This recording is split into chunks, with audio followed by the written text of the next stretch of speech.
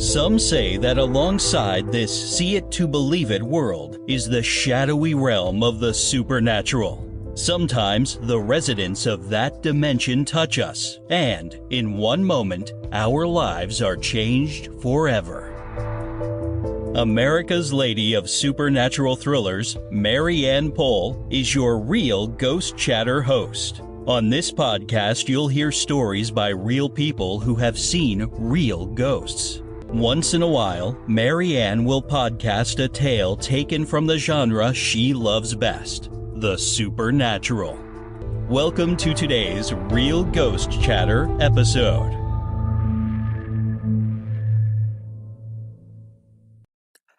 Have you heard about Anchor? If you haven't, I'm here to tell you it's the easiest way to make a podcast. Let me explain. It's free, and I mean free. I haven't paid a dime to produce or distribute my podcasts. There's a creation tool that allows you to record and edit your podcast right from your phone or computer. How easy is that? Podcast distribution can be a headache, but not with Anchor. Anchor distributes your podcast for you so it can be heard on Spotify, Apple Podcast, and many, many more. As a bonus and not an obligation, you can make money from your podcast with no minimum listenership. Anchor has everything you need to make a podcast in one place. Download the free Anchor app or go to anchor.fm to get started.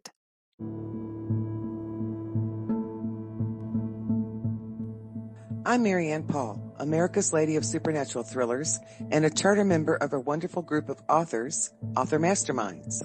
And of course, I am your host on Real Ghost Chatter. If you'd like to know more about me or my books, visit my website at www.maryanpoll.com. You can find out more about Author Masterminds at www.authormasterminds.com. This episode is a mix. A haunted destination in Galveston, Texas, and although a bit late for the season, I found a few interesting hauntings that only occur during or around Christmas. So here goes. The sources for the following story can be found on ghostcitytours.com or on onlyinyourstate.com. This story following is, as I said, in Galveston, Texas, and is in the Hotel Galvez. Texas is no stranger to haunted hotels, but one just might be infested with more ghosts than all the rest. According to Business Insider, Hotel Galvez and Spa in Galveston is the most haunted hotel in the state, and between the island's tragic history and numerous reports of paranormal activity from guests, this could very well be true. Once referred to as the playground of the Southwest, this 226-room hotel conjures images of Galveston's Gilded Age, when Galveston was once the Vegas of the South, frequented by Frank Sinatra, Duke Ellington, and Dean Martin. The Hotel Galvez even operated as a temporary White House for Franklin D. Roosevelt. Designed by Moran, Russell, and Crowell of St. Louis, Missouri, the Hotel Galvez applies a combination of Mission Revival and Spanish Revival styles. It's a spectacular structure that stretches 9,328 square feet. Oh, and here's a fun fact. Although Galvez began as a 275-room hotel, it ended up with 226. The reduction was to accommodate the inclusion of an in-room bathrooms, which had become an anticipated amenity. The Hotel Galvez derives its name from Bernardo de Galvez, a hero of the American Revolutionary War. Yet Galvez never visited the island, making his namesake an eccentric addition to this historic structure.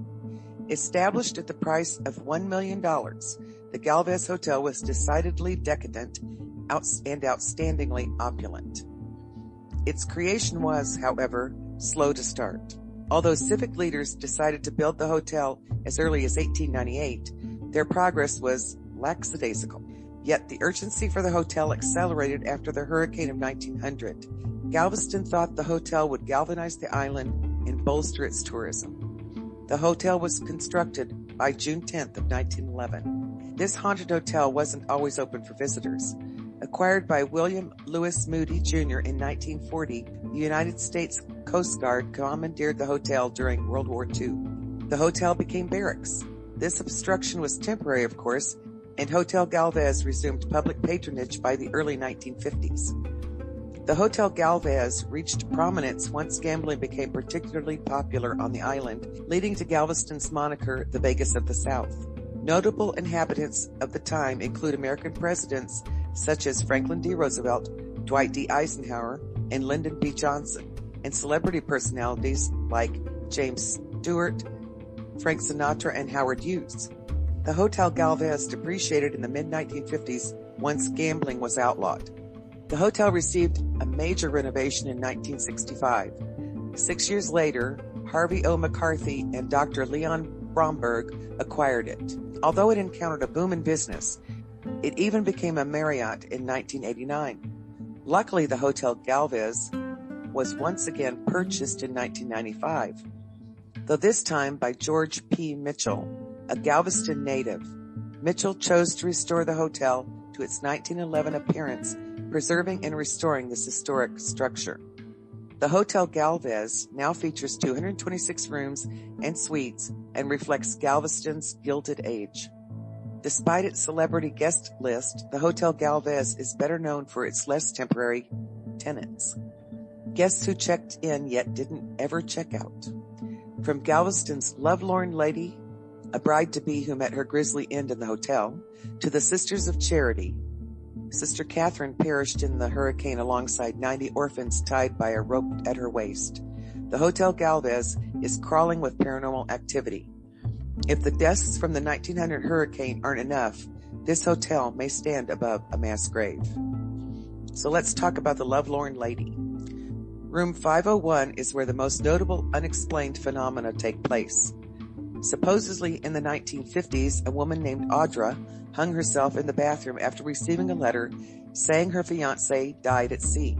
Even more heartbreaking, the message was incorrect. He returned so they could be married, only to learn of the tragic fate that befell her.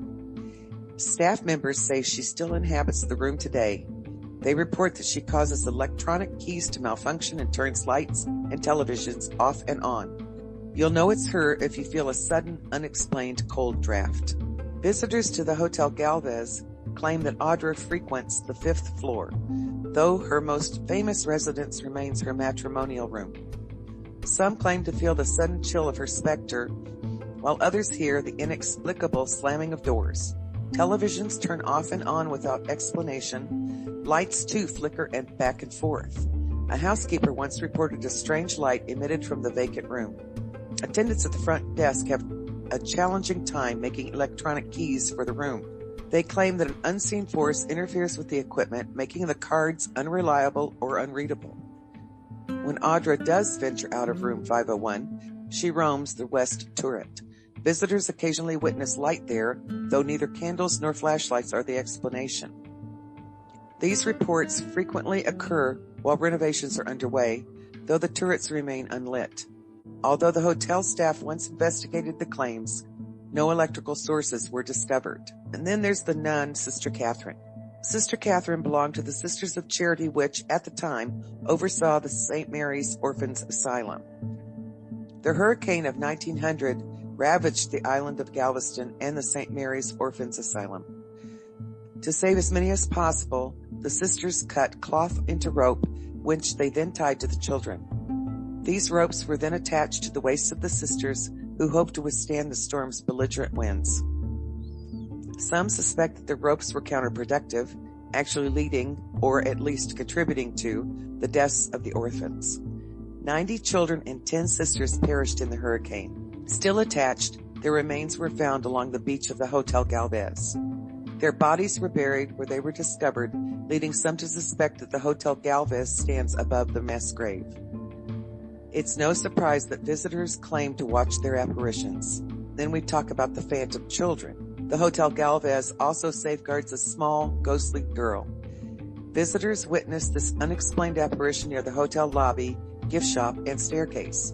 Often seen bouncing her ball, guests report that she wears 19th century clothing. Even construction workers have claimed to see this ghoulish girl. They didn't know that she was a ghost at the time, of course, and notified the front desk that a child was playing near the construction area. Guests hear other phantom children running and laughing throughout the hotel, playing the piano in the lobby, or running amok through the halls. You can listen to the sound of their laughter if you look closely enough, though the children themselves remain unseen. Some suspect that these are the orphans killed during the hurricane of 1900. If so, perhaps Sister Catherine accompanies them. The Hotel Galvez today is now a constituent of Wyndham Hotels, and the Hotel Galvez offers short-term lodgings and spa. It's the only historic hotel on the beachfront, making it a popular tourist destination in Galveston. Whether you're investigating the once bride-to-be or Galveston's ghastly girls, the Hotel Galvez is a must-see. Plus, it was added to the Historic Hotels of America in 1994, so it's a fascinating stopover for the skeptics and superstitious alike. You can find the Hotel Galvez at 2024 Seawall Boulevard. Whether you're strolling through the Strand or alongside the seawall, stop by the Hotel Galvez. Do let me know if you encounter any paranormal activity. I would love to hear it. The next stories are from England, and you can find the source of these stories and others on mysteriousuniverse.org. These are about Christmas hauntings in England. So when I hear the words ghost and Christmas, I automatically think about my favorite Christmas story, A Christmas Carol, and Scrooge's nightmare evening of being visited by the ghosts of Christmas, past, present, and future. But did you know other Christmas ghost stories aren't full of the spirit of the season? You may not, since hauntings are far from most people's minds during the Christmas season. Yet, I found some supernatural stories that only occur during this time of year. Some creepy paranormal occurrences tied to Christmas revolve around certain places that, for one reason or another, become haunted at Christmas time and have so for a very long time. One of these Christmas hauntings locations is Hawkhurst Road in Marden, Kent. It is an ordinary road like any other in the area with one exception. On one dark Christmas Eve in the 18th century, a notorious highwayman named Gilbert stopped a horse-drawn carriage carrying a man and his daughter. According to the tale, the bandit had the daughter step out of the carriage. Before he could get to the father, the horses spooked and galloped away, leaving the daughter alone with this murderous thief. To make matters worse, the girl realized that this was the same highwayman who murdered her brother on the same road just a year before. This young woman was luckily no victim. She pulled a knife from her bag and lashed out, plunging the implement deep into Gilbert's side. As the highwayman clutched his bleeding wound, the daughter ran into the surrounding wilderness without looking back.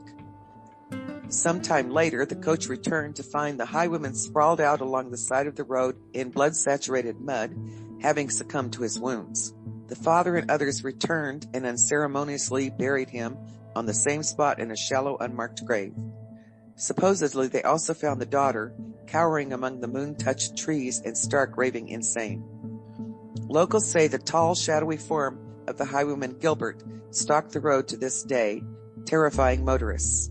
Every Christmas Eve, that fateful night plays out again and again, as if on an eternal loop, perhaps imbued into the very location itself and only visible on this one night. In Suffolk, England, is the stately Ruse Hall. Built in the 16th century, some say it has an indefinable, eerie ambience. A gnarled old oak tree, once used as gallows, stands in front. Perhaps the tree contributes to the many ghost stories originating from Ruse Hall. Reportedly, this hall is one of the most haunted places in England. Some of these entities include the apparition of a little girl who creepily appears in one of the upstairs windows and a phantom hound that prowls the grounds. There is supposedly a footprint from the devil himself imprinted into one of the building's cupboards. One of the most exciting and frightening is a haunting that occurs only at Christmas. Legend is that every Christmas Eve, the intimidating presence of a ghostly phantom coach pulled by 4 snorting jet-black horses will manifest out of thin air in the night and speed down the road and up the driveway of the estate. A male phantom is missing his head in the driver's seat. The supernatural movie plays the following Christmas Eve again. The coach never makes a sound, and it vanishes just before reaching the hall proper. The identity of this headless coach driver and why he should appear only on Christmas Eve upon a carriage pulled by demonic black horses is a mystery. Still, it has become a famous piece of paranormal legend in the area. The historic Hever Castle, located in the rolling, idyllic countryside of Hever, Kent, has its own Christmas haunting. Hever Castle was built around 1270 as a walled-in country house surrounded by a moat. Between 1462 to 1539, it was the residence of the rich and powerful Boleyn family, who later became known as the Boleyn family. The original owner, Henry Boleyn's son Thomas, changed his name to Thomas Boleyn. He married Elizabeth Howard, the daughter of the Duke of Norfolk. The two had a daughter named Anne Boleyn, who would create a major scandal at the time and who lies at the root of the castle's paranormal shadowing.